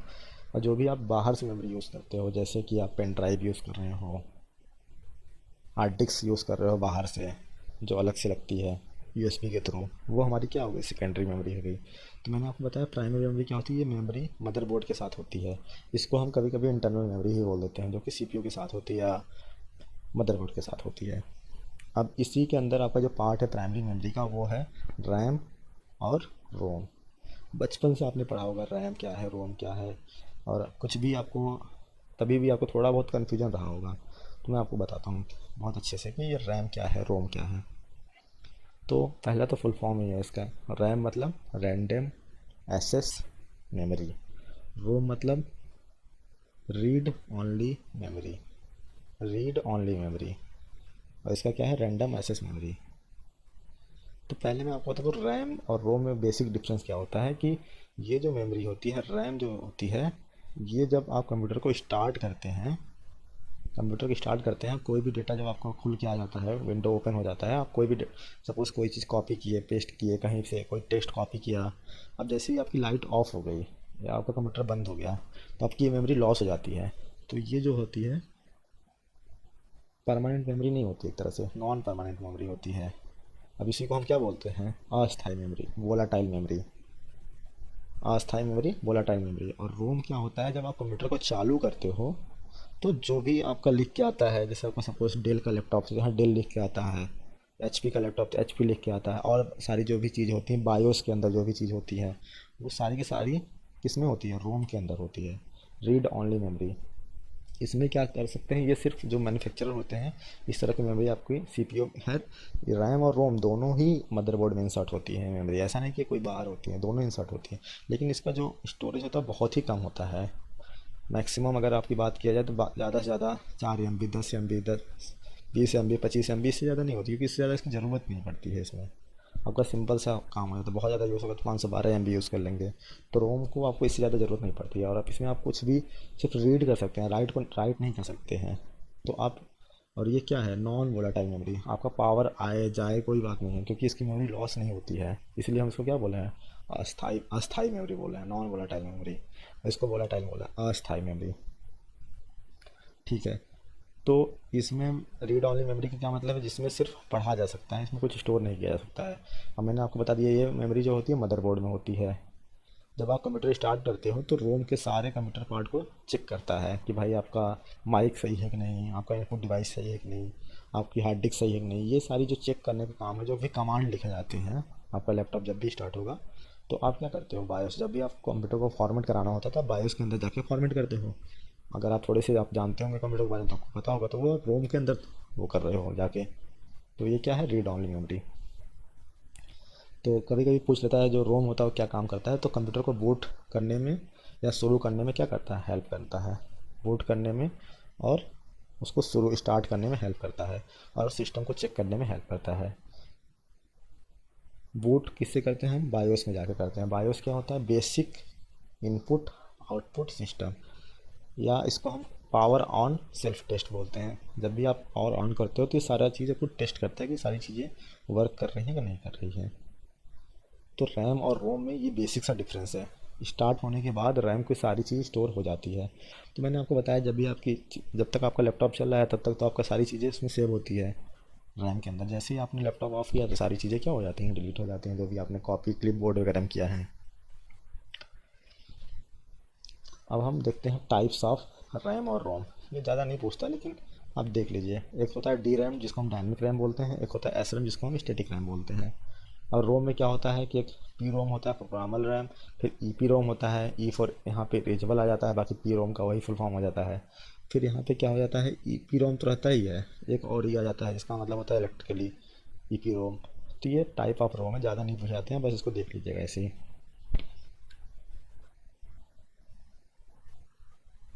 कैचे मेमोरी, और बहुत लोग ये सोच रहे होंगे कि ये इनपुट है कि आउटपुट है। नहीं, मेमोरी आपका कोई भी इनपुट आउटपुट्स में हम क्लासिफाइड नहीं कर सकते। मेमोरी एक स्टोरेज डिवाइस ही अलग तरह का पार्ट है। क्योंकि मैंने क्या बताया था आपको, आपने इनपुट दिया सिस्टम में, यहाँ पे क्या हुआ, सीपीयू ने प्रोसेस किया, और यहाँ पे कुछ मेमोरी आपका यूज़ हो रहा है, तो ये क्या, और ये आउटपुट निकल रहा है। ये तो इनपुट हो गया और ये आउटपुट हो गया, तो ये क्या हो गया, तो ये अलग है ना, तो इनपुट है ना आउटपुट है। तो मेमोरी आपको अलग से पढ़नी पड़ती है किस तरह की मेमोरी है। अब कैचे मेमोरी क्या होती है, सपोज़ आप कोई इनपुट दे रहे हो, अब इनपुट बार बार किससे जाएगा, वो रैम से लेगा, रैम से डेटा लेगा, फिर उसके बाद आके यहाँ पे आउटपुट देगा। अब यहाँ से यहाँ तक जाने में काफ़ी टाइम लग रहा है। अब कुछ चीज़ें होती हैं कि जैसे अगर आप क्रोम खोल रहे हो तो कुछ यहाँ पे जो होता है, ये बटन फिक्स होता है, जो आपका कट का बटन होता है, मिनिमाइज़ का बटन होता है, गूगल का जो बार होता है ये भी फिक्स होता है। बहुत सारी चीज़ें आप जो खोलते हैं ऑलरेडी फिक्स होती है। तो इसके लिए बार बार हम रैम के पास क्यों जाएँ, तो उसी के लिए क्या करते हैं, बीच में हम क्या करते हैं, कैचे मेमोरी का यूज़ करते हैं। कैचे मेमोरी क्या होती है, एक बहुत ही फास्ट मेमोरी होती है, और ये मदरबोर्ड के साथ लगी होती है। तो ये क्या करता है, जब भी आप कोई भी चीज़ खोलेंगे तो आपका हो सकता है, जैसे आप क्रोम खोल रहे हैं, क्रोम में कोई भी साइट खोल रहे हैं या कोई भी डेटा खोल रहे हैं, आपका नेट कनेक्शन कट गया या आधा ही रह गया, तो आप देखेंगे कि, या चल ही रहा है तो आप देखेंगे कि कुछ साइट, जो कुछ पोर्शन होता है साइट का बहुत जल्दी से लोड हो जाता है, और कुछ पोर्शन फिर धीरे धीरे लोड होता है। तो ऐसा क्यों होता है, क्योंकि ये जो पोर्शन है आपके कंप्यूटर के ऑलरेडी सी ड्राइव में सेव है, और उसी को हम क्या बोलते हैं, कैचे मेमोरी। तो एक बहुत ही हाई स्पीड मेमोरी होती है, इसका जो यूज़ होता है समय बचाने के लिए करते हैं, जो कंप्यूटर की स्पीड है उसको तेज़ करने के लिए करते हैं। तो हमारी जो प्राइमरी मेमोरी हो गई है वो तो कवर हो गई। अब सेकेंडरी मेमोरी के बारे में देखते हैं, जो कि हम बाहर से इंसर्ट करते हैं, लगाते हैं। इसमें क्या होता है, सेकेंडरी मेमोरी एक अस्थायी मेमोरी होती है, जैसे आपको गाना सेव करना है, कहीं भी कुछ भी सेव करना है, तो आप सेकेंडरी मेमोरी का यूज़ कर सकते हो। आप ये सोच रहे होंगे जो हमारे लैपटॉप में लगा है, जो बाहर से हार्ड डिस्क, वो भी एक तरह का सेकेंडरी मेमोरी है, ज़रूरी नहीं है, और वो उसके साथ उसको इंटीग्रेट करके दे दिया है आपको। मैग्नेटिक टेप, जो पुराने ज़माने की टेप आती थी इस तरह की, जिसमें आप ड्रिल होता था, आप देख सुनते होंगे, तो ये सेकेंडरी मेमोरी है। फ्लॉपी डिस्क इस तरह की चीज़ होती थी, ज़्यादा एम नहीं होती थी, 1 से 4 MB की टोटल फाइल ही होती थी। ऑप्टिकल डिस्क में दो आती है, एक CD आती है, एक DVD आती है। CD क्या होती है, कॉम्पैक्ट डिस्क होती है। DVD क्या होती है, डिजिटल वर्सटाइल डिस्क होती है, डिजिटल वीडियो डिस्क होती है। इसके साइज़ के बारे में पूछा जाता है, तो CD की जो साइज़ है वो 700 MB होती है, और जो DVD की साइज़ होती है वो लगभग 4.7 GB होती है। तो DVD में आपने पहले मूवी के लिए आप पिक्चर वगैरह के लिए लाते होंगे, तो उसमें 4 से 5 पिक्चरें होती थी। वो इसलिए होती थी क्योंकि उसका जो स्टोरेज साइज़ है वो ज़्यादा होता है in comparison to CD। Hard disk की बात करें, HDD, जिसको हम क्या कहते हैं, it is also called power house. क्यों? क्योंकि ये कंजम्पशन तो पावर करता ही है, और स्टोरेज बहुत ज़्यादा इसमें स्टोरेज होती है। टीवी तक की स्टोरेज होती है, एक टीवी से लेकर 6 टीवी तक आती है मार्केट में। 15 टीवी तक की भी इन्वेंट हो चुकी हैं अभी। एच डी डी क्या है, एक तरह का स्टोरेज डिवाइस ही है, लेकिन ये क्या होता है कि वेरी फास्ट स्टोरेज डिवाइस है। इसमें क्या हो, बहुत सारी चीज़ें एकदम बिल्कुल फास्ट होती है और बहुत हल्की भी होती है। तो जो भी लैपटॉप आप महंगे लैपटॉप लेंगे, आप एप्पल का लैपटॉप ले रहे हैं, तो आपको वहाँ पे मोस्टली आपको एस टी डी ही मिलेगा। ऐसा नहीं कि एप्पल के लैपटॉप में मिलेगा, आप डेल का ले लें, किसी का भी लें, थोड़ा सा पैसा लगाएं, 50,000 से ऊपर आप लगाएंगे तो आपको एस टी डी जरूर मिलेगा। आपको 128 GB मिल जाएगा, 256 मिल जाएगा, 512 मिल जाएगा। तो वहाँ पे दोनों होता है, किसी किसी लैपटॉप में HDD भी दे देता है, STD भी दे देता है, जिससे आपकी स्पीड भी बनी रहती है और कॉस्ट इफेक्टिव भी पड़ता है, दोनों काम हो जाता है आपका। अब उसी में हम देखेंगे USB, जिसको हम क्या बोलते हैं, universal serial bus. Universal serial bus, जिसमें आपकी आती है pen drive, memory card, SD card, micro card. जो पेन ड्राइव होती है एक USB सीरियल बस डिवाइस है। बाकी ये सारी जो होती हैं, हम क्या कहते हैं इसको, पोर्ट्स में लगाते हैं अपने लैपटॉप में। अब पोर्ट्स भी बहुत तरह के होते हैं, 2.0, 3.0। अब ऑब्वियस सी बात है, 3.0 तो इसकी स्पीड ज़्यादा होती है। तो ये सारी चीज़ें होती हैं। अब हम सॉफ्टवेयर के बारे में देखते हैं कि जो हमारे सॉफ्टवेयर हैं वो किस तरह के सॉफ्टवेयर हैं।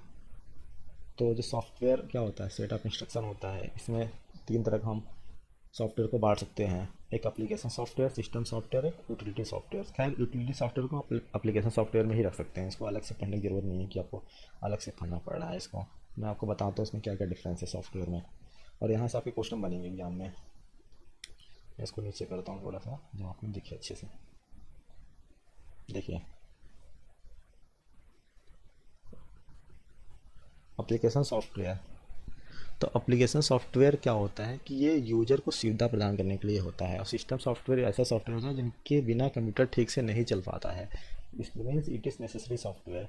अब जैसे सपोज आपके में अब ये मैं किसी सॉफ्टवेयर पे पढ़ा रहा हूँ, तो ये जो चीज़ है पढ़ा रहा हूँ, ये क्या है, एक तरह का एप्लीकेशन सॉफ्टवेयर है। लेकिन मैं जो भी ऑपरेटिंग सिस्टम यूज़ कर रहा हूँ, विंडो का सपोज मैं यूज़ कर रहा हूँ, तो ये क्या है, मेरा एक सिस्टम सॉफ्टवेयर है। मैं इसके अंदर कुछ यूटिलिटी सॉफ्टवेयर भी डाल रखा हूँ, कि एंटीवायरस वगैरह डाल रखा हूँ, कि हमारे में भाई ये वायरस ना आए। तो उसके बारे में हम देखते हैं। तो एप्लीकेशन, अब इसके एग्जांपल पूछे जाते हैं कौन सा एप्लीकेशन, अब इसको पहचानेंगे कैसे।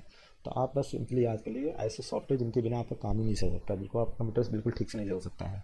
जैसे कि सपोज आपका ऑपरेटिंग सिस्टम है, विंडो का ऑपरेटिंग सिस्टम है, एंड्रॉयड का ऑपरेटिंग सिस्टम है, लाइनक्स का है, मैक का है, iOS का है, किसी का भी ऑपरेटिंग सिस्टम है, तो ये क्या होता है, सिस्टम सॉफ्टवेयर होता है। जैसे कि आपका हो गया एंड्रॉयड का ऑपरेटिंग सिस्टम, अबंटू हो गया, ये क्या है, सिस्टम सॉफ्टवेयर है। विंडोज़ का कोई भी ऑपरेटिंग सिस्टम हो गया, एक सिस्टम सॉफ्टवेयर है ये। मैक ओएस हो गया, तो कोई भी लाइनक्स हो गया। तो ये सारे के सारे, जैसे मोबाइल में आप क्या यूज़ करते हैं, एंड्रॉयड यूज़ करते हो, कंपाइलर, इंटरप्रेटर, असेंबलर, जो कोडिंग लैंग्वेज होती हैं उनको इंटरप्रेट और कंपाइल करने के लिए। तो ये क्या है, सारे के सारे सिस्टम सॉफ्टवेयर हैं।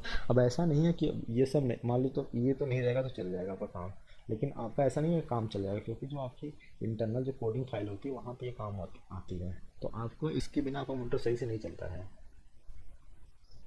लेकिन application software, suppose MS word आप नहीं डालेंगे, क्या आपको कंप्यूटर नहीं चलेगा? बिल्कुल चलेगा, कोई दिक्कत नहीं आएगी। तो हम किस लिए डालते हैं, इसलिए डालते हैं क्योंकि आपको थोड़ा सा सुविधा प्रदान हो जाता है उस काम को करने के लिए। जो भी आप ऐप देखते हैं, कोई भी ऐप है, कोई भी चाहे ऐप हो, तो वो एक तरह का एप्लीकेशन सॉफ्टवेयर है। एंटीवायरस में आपसे नाम पूछा जाता है, तो आप कुछ नाम याद रख लीजिएगा जो एंटीवायरस के हैं। EBG, नोटन हो गया, अवास्ट एंटीवायरस हो गया, और उसके बाद आपका हो गया कैस्पर स्काई, जो काफ़ी ज़्यादा पॉपुलर है, मैक कैफ़ी, ये भी काफ़ी पॉपुलर है।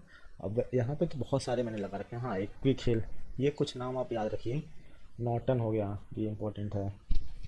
तो ये सारे आपके इम्पोर्टेंट हैं। ये आपके सॉफ्टवेयर के बारे में हो गया। चलिए अब हम बढ़ते हैं नेक्स्ट स्लाइड की तरफ। Generation of computer. अब ये वीडियो कुछ लंबा ज़रूर हो रहा है, लेकिन आप यहाँ पे देख रहे होंगे कि आपको कंटेंट जो मिल रहा है बिल्कुल क्वालिटी कंटेंट मिल रहा है। आपको एक भी चीज़ एक ही वीडियो के अंदर सारा का सारा जो आपका कंप्यूटर का वो चीज़ है वो ख़त्म हो जा रहा है। फिर तो जनरेशन ऑफ कंप्यूटर से दो तीन क्वेश्चन पूछे जाते हैं कि फर्स्ट जनरेशन कंप्यूटर से क्या, कौन सी चीज़ फर्स्ट फर्स्ट जनरेशन कंप्यूटर में थी, सेकंड जनरेशन में कौन सी चीज़ थी, कि इस तरह की चीज़ें पूछी जाती है हमसे मोस्टली। तो अब बस इतना याद रखिए, फर्स्ट जनरेशन कंप्यूटर था 1945 से लेकर 1955 के बीच में चला था। और ये डेट नहीं इतना इंपॉर्टेंट है, इसमें क्या आया था वो इम्पोर्टेंट है। वैक्यूम ट्यूब्स इसमें कंप्यूटर में यूज़ होते थे। सेकंड जनरेशन वाले में क्या होते थे कि ट्रांजिस्टर का हम यूज़ करते थे। थर्ड जनरेशन में हम क्या यूज़ करते थे कि आईसी, जो कि हम आज बोलते हैं इंटीग्रेटेड सर्किट। उसी तरह से जो हमारा फोर्थ जनरेशन है, तो फोर्थ जनरेशन में हम V L S I use करते हैं। फिफ्थ जनरेशन में यू एल एस आई। मैंने क्या बताया आपको कि भाई फोर्थ जनरेशन में वी एल एस आई क्या होता है, वेरी लार्ज स्केल इंटीग्रेशन। एक तरह का आईसी ही है, लेकिन बहुत ही छोटी होती है IC. U L S I में बहुत ही फास्ट काम के लिए हम यूज़ करते हैं U L S I, ultra large scale integration. ये फिफ्थ जनरेशन में यूज़ हो रहा है। तो आप इसको देख लीजिएगा, पहले जनरेशन में कौन सा आता है, दूसरे जनरेशन में कौन सा आता है। ये चीज़ आप याद रखे रहेंगे तो आपको दिक्कत नहीं आएगी।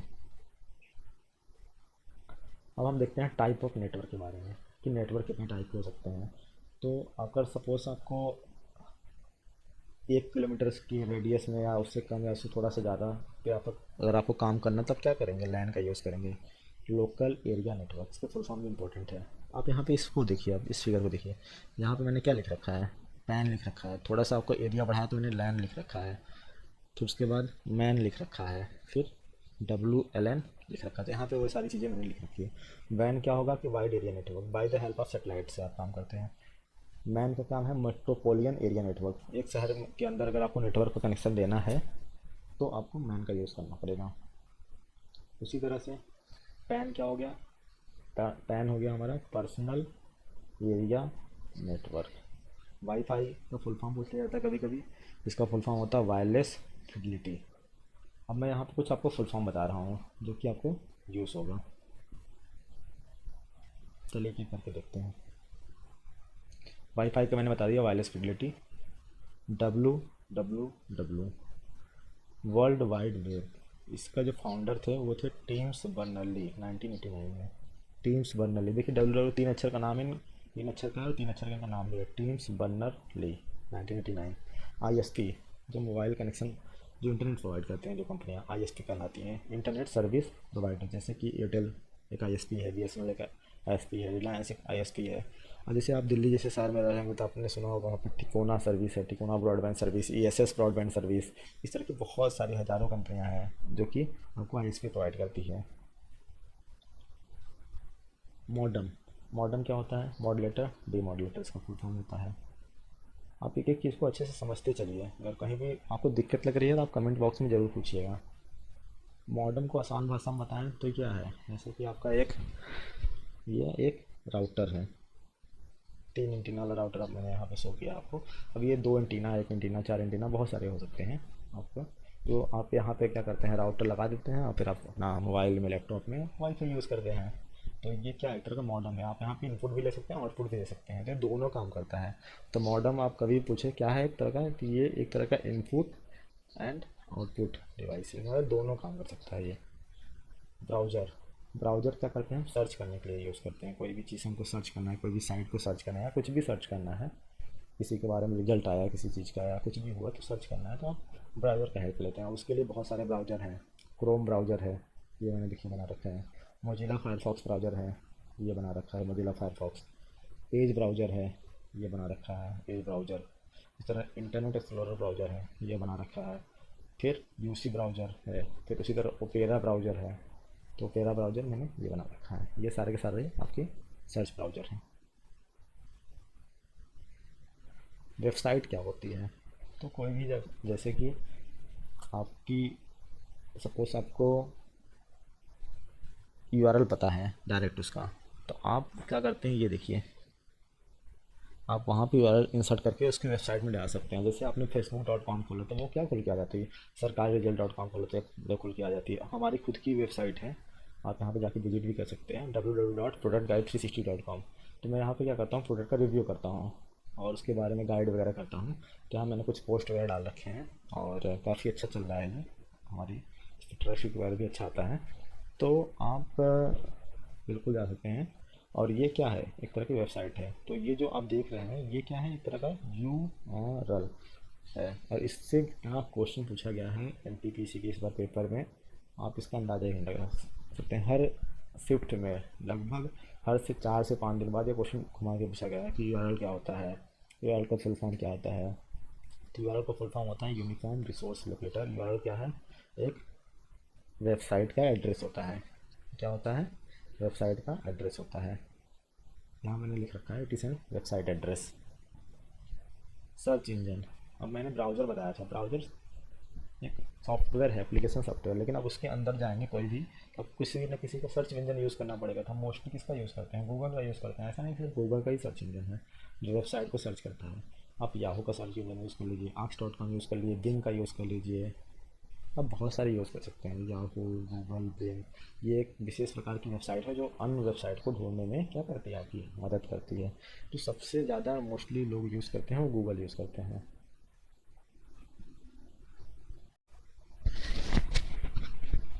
अब हम देखते हैं ईमेल के बारे में कि ईमेल से क्या क्या क्वेश्चन पूछे जा सकते हैं। ईमेल क्या है, एक इलेक्ट्रॉनिक, इसका जो फुल फॉर्म होता है वो होता है इलेक्ट्रॉनिक मेल। तो जो इसके फाउंडर है वो है रे टॉमिल्सन। लेकिन जो फर्स्ट ईमेल सर्विस पूरे वर्ल्ड में यूज़ की गई है वो है हॉटमेल, जीमेल नहीं यूज़ की गई है। ऐसा नहीं कि सिर्फ आप जीमेल का यूज़ कर सकते हैं, आप बहुत सारी चीज़ों का यूज़ करके मेल को भेज सकते हैं। तो जो फर्स्ट ईमेल सर्विस थी पूरे वर्ल्ड के अंदर वो हॉटमेल थी। इसे साबिर भाटिया ने लॉन्च किया था। बाकी अगर आपको फाउंडर के बारे में पूछे तो आप रे टॉमिल्सन ही बताएंगे 1971 में। डोमेन क्या होता है, तो मैंने आपको बताया, जैसे कोई साइट है, बनी साइट है प्रोडक्ट गाइड, तो आप क्या करते हैं उसमें लिखते हैं ना www.xyz.com। सपोज मैं यहाँ पे रियल साइट से आपको समझाता हूँ। आपने ये चीज़ लिखी http://www.tiny-dancing-horse.com। अब ये जो है ये क्या है, डोमेन नेम है, ठीक है। डॉट कॉम क्या है, टॉप लेवल डोमेन है। डॉट कॉम क्या है, टॉप लेवल डोमेन। जैसे कि डॉट कॉम हो गया आपका टॉप लेवल डोमेन है, डॉट इन जो है गया टॉप लेवल डोमेन है। उसी तरह सब डोमेन डब्ल्यू डॉट एक सब डोमेन है। और एच टी टी पी ये क्या होता है, हाइपर टेक्स्ट ट्रांसफर प्रोटोकॉल है। यहाँ पे एक ईएस लग जाता है तो सिक्योर सॉकेट उसको बोलते हैं, ये प्रोटोकॉल है। तो हम ऐसा मानते हैं कि H T T P S होती है साइट तो वो सिक्योर होती है। तो बेसिकली एक सॉकेट होता है सिक्योरिटी पर्पज़ के लिए। तो आप डोमेन नेम आप चीज़ से समझ पा रहे होंगे।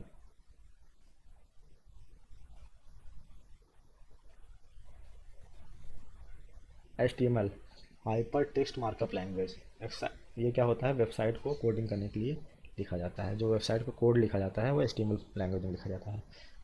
कंप्यूटर जो शब्द है वो किससे बना हुआ है, कंप्यूट से बना हुआ है। इसका मतलब होता है गणना करना, जो कि एक ग्रीक वर्ड है compute. Father of modern computer, देखो मैंने आपको स्टार्टिंग में क्या बताया था, फादर ऑफ कंप्यूटर बताया था वो चार्ल्स बेबेज है। लेकिन अगर आपको मॉडर्न कंप्यूटर के, आधुनिक कंप्यूटर के पिता पूछे जाएँ तो आप आंसर क्या मारेंगे, एलन ट्यूरिंग, एलन ट्यूरिंग मारेंगे। फर्स्ट प्रोग्रामर कभी कभी पूछ लिया जाता है कि फर्स्ट प्रोग्रामर कौन है, लेडी बेडा। ये आपकी फर्स्ट प्रोग्रामर है। कुछ शॉर्टकट की देख लेते हैं जो आपके यूज़फुल है।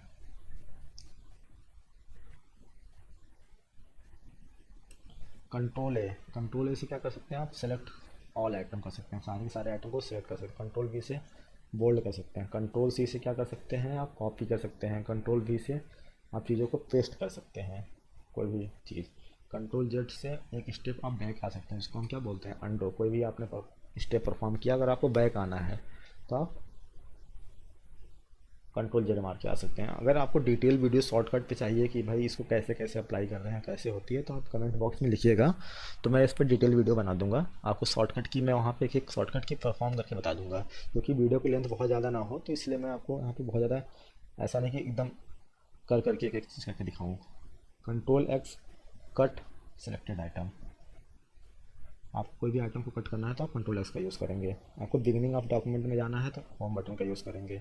एंड ऑफ करंट लाइन के अंदर जाना है तो एंड बटन का यूज़ करेंगे। Go to the beginning of the document, control plus home का बटन यूज़ करेंगे। अगर आपको डॉक्यूमेंट के आखिरी में जाना है तो आप क्या करेंगे, कंट्रोल प्लस एंड का यूज़ करेंगे। अब ये सब क्या है, ये सब एम एस वर्ड के अंदर आप जब यूज़ करते हो या कोई भी पावर पॉइंट कहीं पे यूज़ करते हो तो यहाँ पे शॉर्टकट की बहुत ज़्यादा यूज़ होती है। अब आप ये सोच रहे होंगे मैं तो डायरेक्ट चला जाऊँगा कर्सर के माध्यम से, नहीं, आपको एग्जाम में पूछा जाता है यहाँ पे से क्वेश्चन। अल्ट टैब काफ़ी पूछा जाता है, क्या करता है, switch between open application. Screen shot लेना है तो आप क्या करेंगे, अल्ट प्रिंट स्क्रीन, एक बटन होती है, आप उसको दबाएंगे, होम के बगल में ही जस्ट होती है, जो ऊपर साइड आप राइट कॉर्नर में देखेंगे डिलीट इंसर्ट एंड और होम बटन होती है, वहीं पे होती है ये, एंड के साथ ही होती है मोस्टली ये print screen. Control alt delete से क्या होता है कि आपका कंप्यूटर रिबूट या रिस्टार्ट कर सकते हैं। F1 मैंने आपको पहले बता दिया, हेल्प के लिए होता है। F2 रीनेम के लिए होता है। F5 रिफ्रेश के लिए होता है।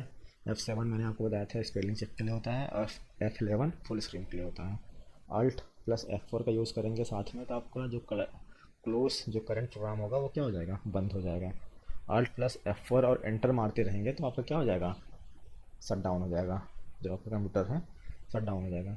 जो विंडोज़ की होती है, इस तरह का विंडोज़ की आपने देखा होगा, उसके डी के साथ आप अगर उसको प्रेस करते हैं विंडोज़ प्लस डी तो आप डेस्कटॉप स्क्रीन पे आ जाएंगे, डायरेक्टली क्या आ जाएंगे, डेस्कटॉप स्क्रीन पे आ जाएंगे, bring directly to the desktop screen.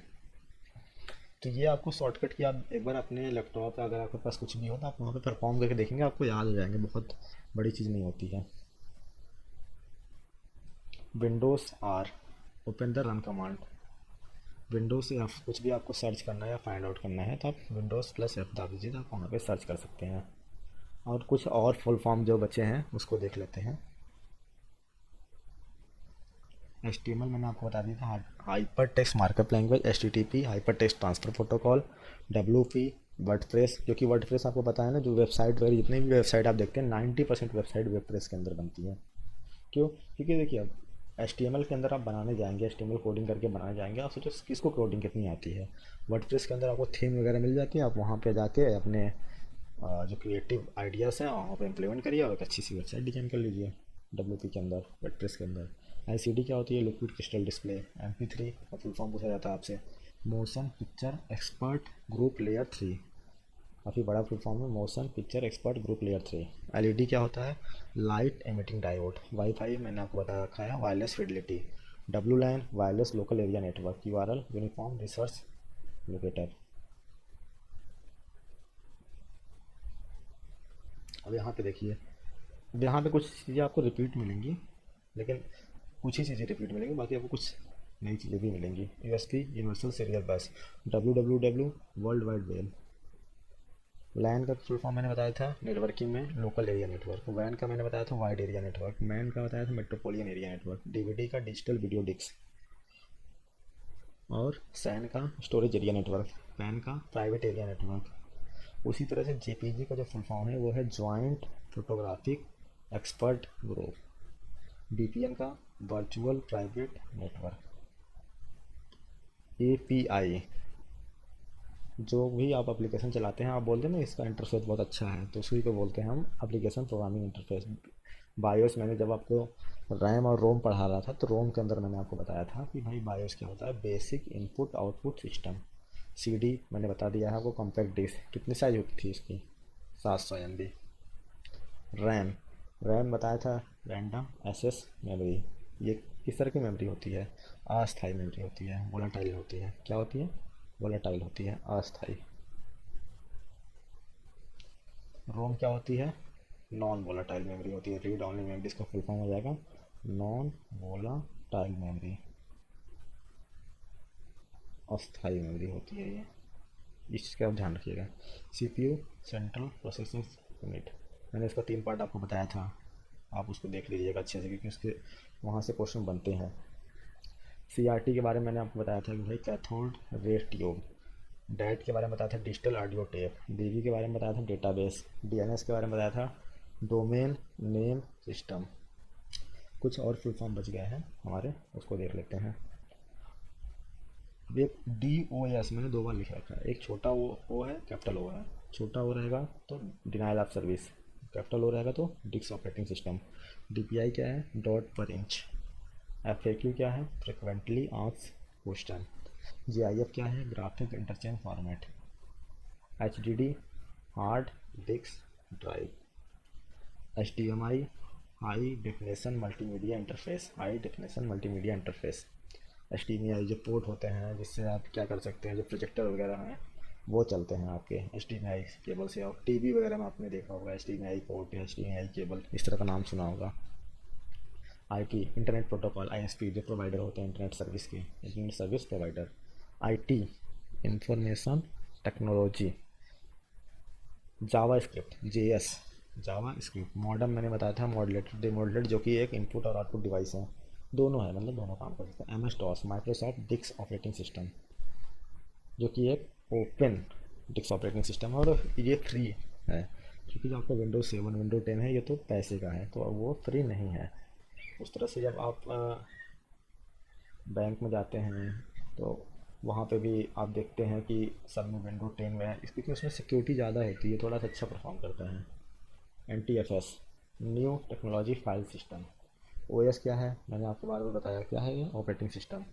जैसे कि एंड्रॉयड हो गया, लाइनक्स हो गया, ubuntu हो गया, विंडोज़ हो गया, ये डॉस हो गया, ये सारे के सारे क्या हैं, एक OS है। PDF, तो PDF का जो फुल फॉर्म है वो है portable document format, portable document format. PHP, PHP क्या है, PHP हाइपरटेक्स्ट प्रोसेसर है। PHP क्या है, hypertext processor, PHP hypertext processor. PNG क्या है, पोर्टेबल नेटवर्क ग्राफिक, जो कि एक, जैसे कि आपने जब आप फाइल भेजते हैं कहीं पर, आप JPG फॉर्मेट भेजेंगे, PNG फॉर्मेट में भेजेंगे, अब तो एक GIF फॉर्मेट भी आ गया है, आप उसमें फॉर्मेट को भेजते हैं। TCP transfer control protocol. UI कैसा बोलते हैं ना कि इसका इंटरफेस अच्छा है, यूज़र इंटरफेस। GUI हो गया, ग्राफिक यूज़र इंटरफेस हो गया।